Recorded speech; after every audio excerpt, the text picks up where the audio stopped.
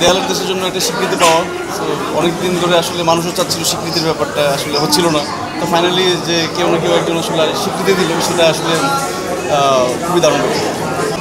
Last হ্যাঁ না না লাস্ট ঈদে আমার একটা সিনেমা রিলিজ হয়েছে। তো আমার মনে হয় যে খুব সুন এটা চটপটে আসছে, 4 সেপ্টেম্বর যদি আমি করে থাকি।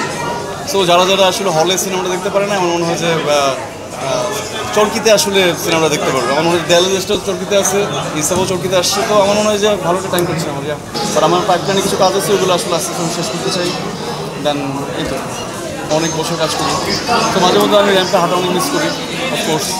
অ্যান্ড যেহেতু আসলে প্রফেশনালি আমি অ্যাক্টিংটাকে আসলে অনেক আগেই আসলে বেছে নিই, তো যে কারণে আসলে ফ্যাশনের সাথে আমার কোনো ইনভলভমেন্ট নেই।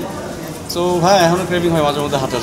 Simply an actor. তো আমার মনে হয় যে আমার যে কাজ, আমার কাজটা আমি করে যাবো। তো আমি সবার কাছে দোয়া চাই। অ্যান্ড লাইক প্রচুর বাংলা সিনেমা দেখুক মানুষ, যেরকম করে আসলে বাংলা সিনেমা দেখার জন্য ভূমিকা পড়ছে, এটা আমার জন্য অনেক দারুণ একটা ব্যাপার, আমার মনে হয় সবার জন্যই। সো আমি চাইবো যে হলে গিয়ে সিনেমাটা দেখুক মানুষ, অ্যান্ড সিনেমা নিয়ে কথা বলবো। আমি এই কারণে অনেক ব্লেসড, কারণ আমি এই ক্যারিয়ারের প্রথম থেকে এখন পর্যন্ত আসলে আমি ইন্ডাস্ট্রির অনেক ফাইন্যান্স ডিরেক্টরদের সাথে কাজ করার একটা সুযোগ হয় আমার। তো সেই জায়গা থেকে আমি ব্লেসড, যাদের সাথে আমার কাজ হয়, আমার শেখার জায়গাটা বড় হয়।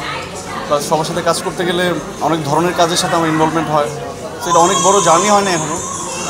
আমার মনে হয় যে 7-8-10 বছর একটা জার্নি হচ্ছে। So I am happy, like এই কয়েক বছরের মধ্যে আমি কিছু সিনেমা করতে পারছি, যেটা mentally I am happy and satisfied যে না। তো এই কাজগুলো আসলে আমাকে আরও কাজ করার জন্য আসলে আগ্রহ করবে, আরও ভালো ভালো কাজের সাথে আমার যদি ইনভলভমেন্ট হয়, সেটাই যে বড়।